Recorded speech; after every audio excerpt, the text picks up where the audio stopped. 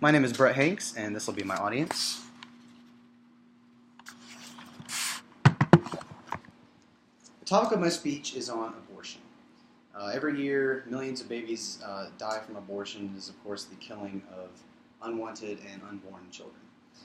San Francisco actually has a program called Pups for Panhandlers, and the whole goal of this is to give away homeless puppies for people who don't have any and who would like to love a puppy.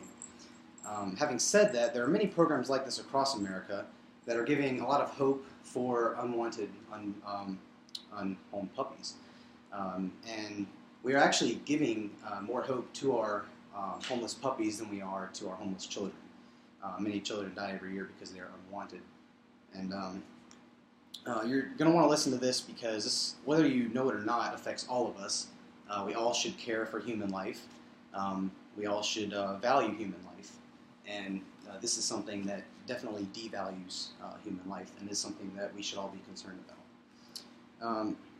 My thesis for this speech is abortion is a very cruel act that is very prominent in our culture today, and especially in America, where it has one of the highest rates.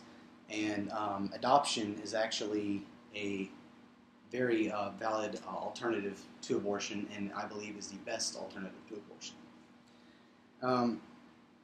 In the next few minutes, I'd like to talk about, my first main point I'm going to talk about is the problem that abortion presents, give some statistics on how prevalent it is in our culture and in America.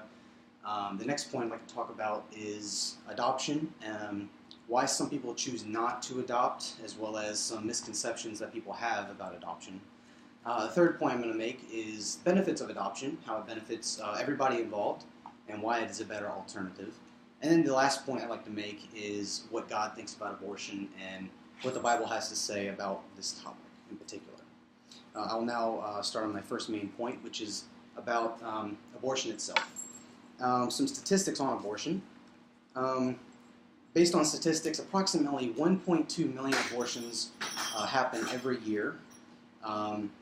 This number is highest in America. America actually has the highest abortion rate of any Western industrialized nation. By the age of 45, about 1/3 of women will have had at least one abortion. And then, of course, that number is definitely highest in America.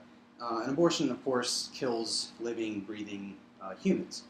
Whether you'd like to accept it or not, they are human beings.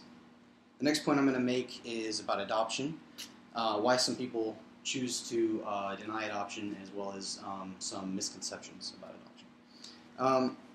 One of the misconceptions that people have about adoption is that they relate it to the foster care system. A lot of times when you think about adoption, you think about the very expensive. It's a very expensive process. So typically, I mean, obviously anything can happen, but typically when you adopt, you're going to know your child's going to go into a loving home, more than likely, because of the long process. Another misconception that people have, a lot of women have, is when you talk about adoption, a lot of times people say give up. They use the term giving up or failing. They think they're failing their child, or they're giving up on their child, and this isn't true.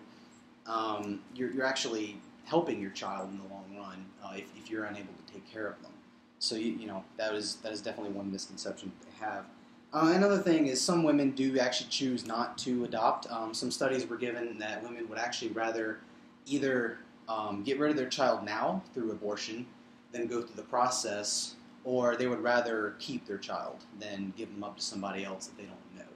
So that is another thing that a lot of women choose in the end. Third point I'd like to make is the benefits of adoption. Adoption has a lot of benefits, and for everybody involved, not just you or the child, but also the family that adopts.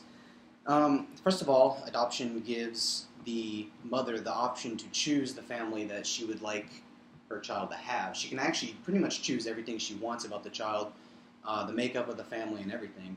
So you're essentially, she has the life of the child in her hands, and she's able to give it the life that she would like to give. Another thing is the mother can also see her child grow up through pictures, phone calls, or even sometimes if they choose to do so, visits. That does happen. So you're able to see your child grow up and have the peace of mind that they're in a loving home, then they're able to be taken care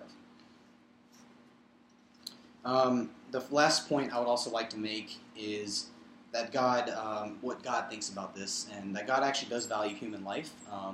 He values it greatly, and He is therefore against abortion, which is the taking of human life. Everybody is made unique. The Bible is very clear on this topic. Genesis 2:7 says, "And the Lord God formed man of the dust of the ground and breathed into his nostrils the breath of life." God created us Himself personally, and everybody is different. Everybody is unique. Everybody is also made in God's image, which brings me to my next point. Everybody is created in God's own unique image. This is also clearly shown in the Bible. Genesis 1:7 says, "So God created man in His own image. In the image of God He created them, man and woman He created them." So the Bible is very clear on this topic. Everybody is created in God's own unique image. We have certain characteristics of God, certain our emotions, everything like that. So life is very precious to God. Therefore, He takes this matter very seriously, and so should everybody else. For my conclusion, I'm going to say abortion, millions of babies die every year due to abortion. This does affect all of us. Adoption, I do believe, is the best alternative to abortion. Children get to grow up in loving homes. There's a lot of families that would love to have a child because they can't for whatever reason.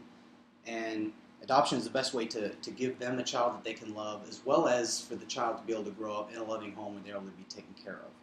And then, of course, God does take this matter very seriously, and I believe so should everybody else.